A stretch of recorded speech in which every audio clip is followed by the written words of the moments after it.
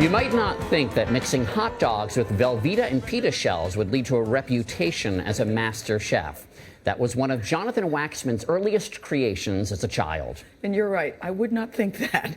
He's a chef and owner of the popular Italian restaurant Barbuto. Here in Manhattan, we are here to have Jonathan Waxman here in Studio 57. Hello. Good morning. Did I say the name of the restaurant right? You did it perfectly. Did I? Yeah, absolutely. Okay, Jonathan, it's so good to have you here because Great to be here. Your reputation, I have to say, precedes you. But I'm going back to the little Jonathan who's told you got to babysit your younger siblings. Your parents go out and say the kitchen is all yours, and so you go in the kitchen and you see what? How old were you, by the way? I was probably like 8 or 9 years old. Okay. And my brothers were 2 years younger than me. So my youngest brother was 4. So I got the joy of cooking. I went right to the cookie section. And I saw this thing for shortbread cookies. I said, I have to make those. That's hard. And that's the first thing I made for them. Wow. And that's what we had. We had shortbread cookies. They were slightly burnt and really hot, but really delicious. But then you knew you liked cooking.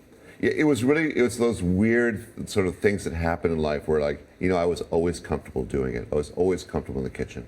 Well, I just saw a picture, Mo, of some chicken right there. Yeah, I got to say, there's nothing worse in life, or maybe a few things, than dry chicken. Than chicken that's sort of dry in the middle. I had your chicken last night, Jonathan. And it is so moist and tender. I mean, it's just amazing. You have got to eat this chicken. I really do want to. I mean, this chicken's amazing. The seasoning and the skin on the outside, but it's through and through. And this was like a sumo chicken. It's really big. Well, they're actually not that big. They're about 3.5-pound chickens. We just cut them so they look big. Okay. But no, they're the thing about the chicken is really interesting. There's 3 factors that are really important. Number 1, get a good chicken. Start with that. You want it when it's well raised, well brought up, and you have to just do it simply: salt and pepper, nothing else. Everybody does all this nonsense, just salt and pepper. And the trick is put it into an oven that's hot enough, about 375, 400. And the final thing is to baste it every 5 minutes. I'm telling you, basting is everything. I will never try it at home, but I'm telling you, I was looking at the picture that they showed a minute ago. I literally could see the juices falling off. I could see it. But this is the thing about chefs that are fascinating to me. Chefs are now the new rock stars, don't you think? And it didn't used to be that way. No, back when I started out, my parents said, "You're going to Paris to learn to cook?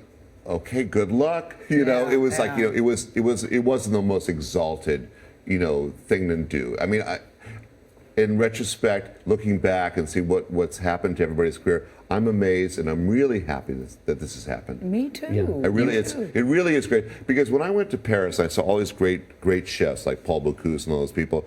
They were revered by the French people. They loved them because the French people love food. When I came back to America, it was kind of like, But now everybody's getting into it.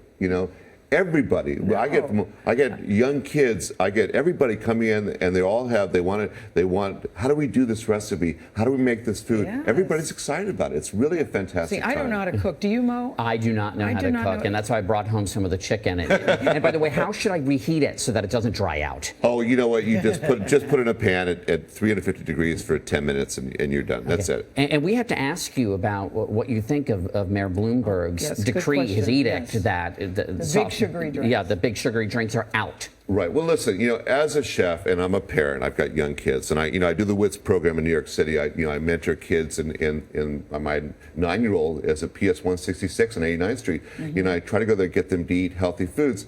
You know what? I make soda myself at home. I fresh orange juice and soda water.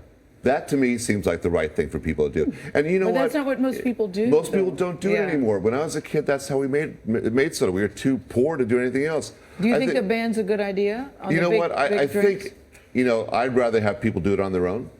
But if people need a road sign, why not? I think I'm kind of happy that someone's making a stand here, because I think that it's empty calories. It's not what we should be eating and drinking in our lives. He's making us healthier. I don't love the nanny state, but I love Nanny Bloomberg. No, I 100% agree. Yes. Listen, I'm all for anything that's going to make us healthy. Thank you, Jonathan. I'm coming for your chicken. Maybe Mo will take me back.